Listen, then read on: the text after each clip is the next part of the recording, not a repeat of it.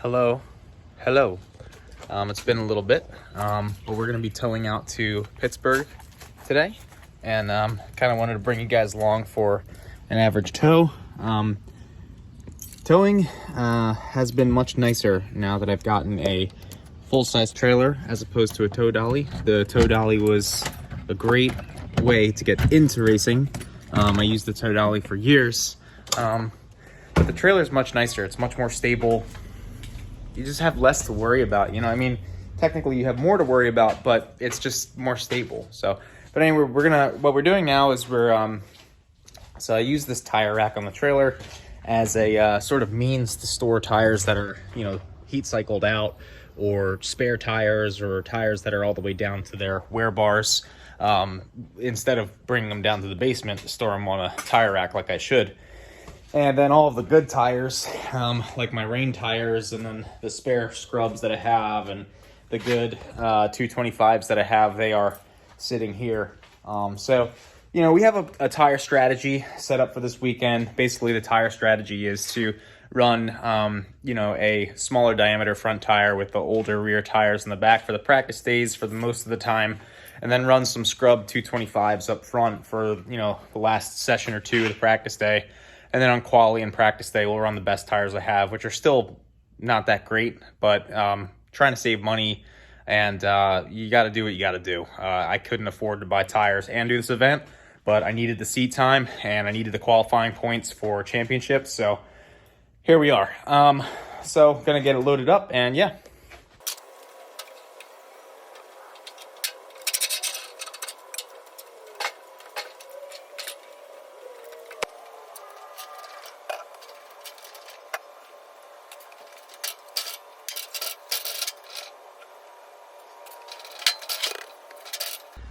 Okay, so they're all loaded up.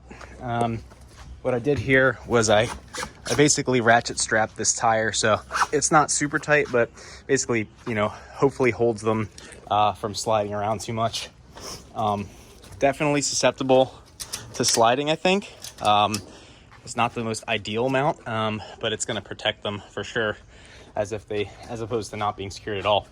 But either way, even if they do slide around a little bit, there's not too much room. So the difficulty I was having in the sped up video you saw was these wheels are not all the same height with the tire height differences. So as a result, I had to get under here and shimmy these up so that I could get this pipe to go all the way through this hole. And then it sits at the bottom of this hole, and then there's a lock that goes into this little piece there that holds it on. So God forbid no one can try and steal it. So yeah. We have our tires all loaded up. We got our gas cans, and pretty soon we'll be able to roll out. So some of these spare scrubs do need to go in the Civic, and I'm gonna see if I can fit my hockey bag full of racing gear in the truck.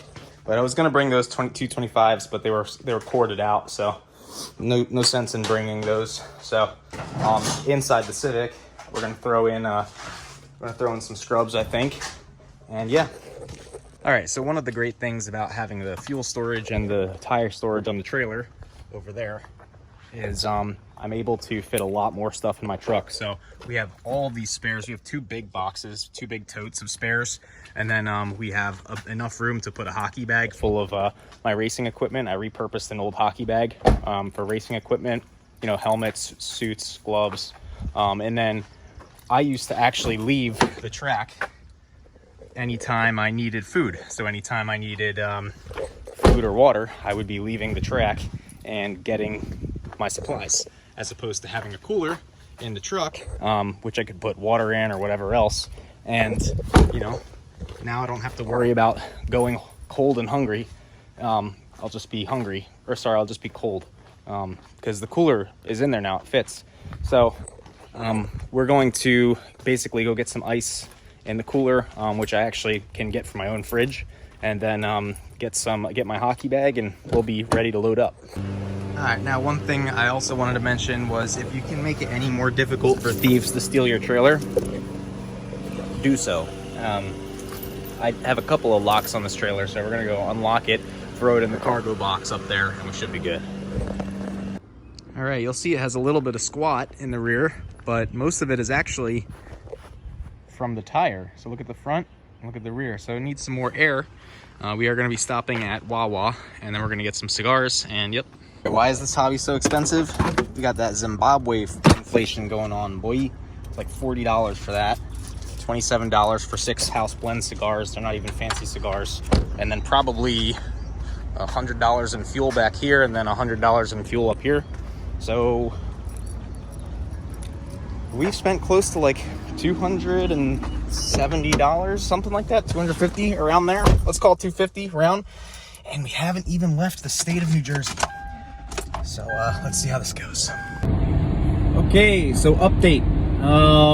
As Jackie would say, we are towing on the PA Turnpike, and we've been at it for a little while. It took up probably an hour running errands and stuff. Tried to pump up the rear tires on the truck because, as you saw in the video, they were a little bit compressed with all the weight on the tongue of the trailer, and they were at 40 psi. So I decided to leave them alone, and I might have to get like a load leveling hitch, or maybe some higher rated tires for towing when I decide to. And that might actually be a possibility. These 4Runners don't seem to be very well suited for towing in their factory setup.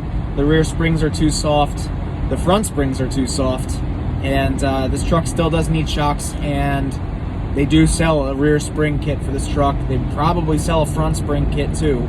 So all that being said, I might have to upgrade that stuff.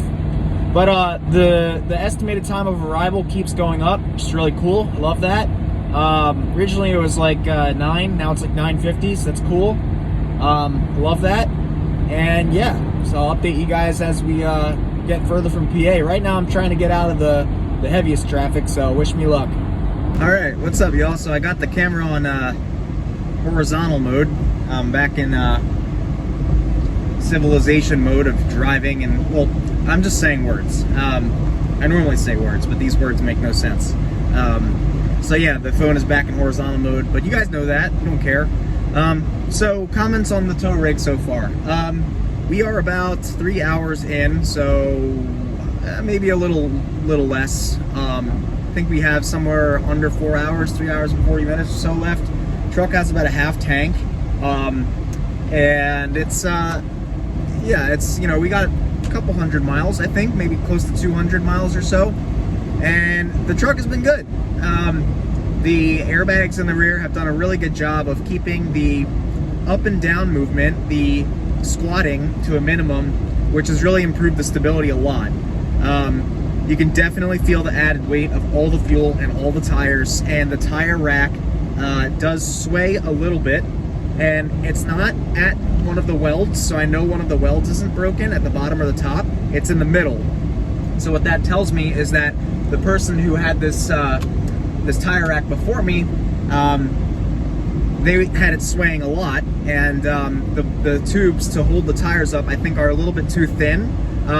We're gonna keep an eye on it though. When we get to the next fuel stop, which I need to make, we'll see if there's any damage to the welds, God forbid.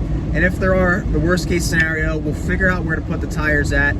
We can take the tire rack off, because if you recall from one of my old videos, I made a removable tire rack, and then we'll see. But other than that, so I aligned this truck. It had like, probably a little under a 1/4 inch toe out or something, and I didn't know why it was killing front tires. When I went to go do front tie rods, inner and outer, I found that it was way out of alignment, so that made sense. So I fixed the alignment, and it's so much easier to drive now. And the power, there's not much problems with the power. There's a lot of hills on the way to Pittsburgh. You're towing across the Appalachian Mountains, I think. So we're doing okay. We're doing okay. Temperatures are stable. I still have the epoxy radiator in this truck, so that's another thing I have to replace after this journey. And I'm just hoping it all holds together, If I can arrive at 9 p.m., that would be great.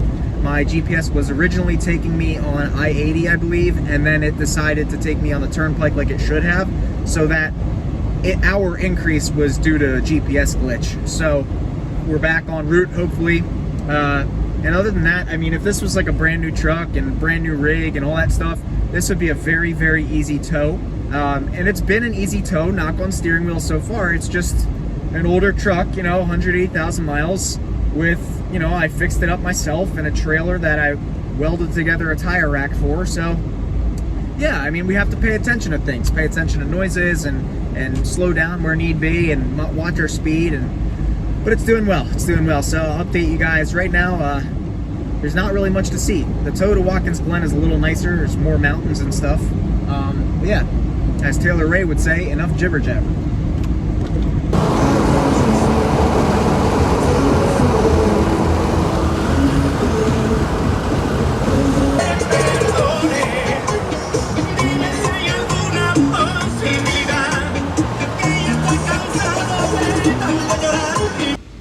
Alright, y'all, so this is a scary sight for most of you, seeing me sort of naked. But yeah, so we are at Pit Race. We made it safe and sound. Leland is here, Lee is here, my buddy Alex is here, some of the Mid-Atlantic guys are here, and some of the Great Lakes guys are here in H2. There's no grass. I rolled up on some thunderstorms when I came here, so I couldn't set up my tent because of the thunderstorms and the no grass. So we are camping in the truck. So we got an air mattress in here, and yeah, got the AC on. We'll see if it works. The tent is normally a little bit more roomy, but a little less cool. So hopefully this AC makes up for the lack of room. Anyway, y'all, I'll keep you updated in the next video, I guess. But that was towing to Pit Race for the first time ever with the 4Runner. So thanks for watching, and peace.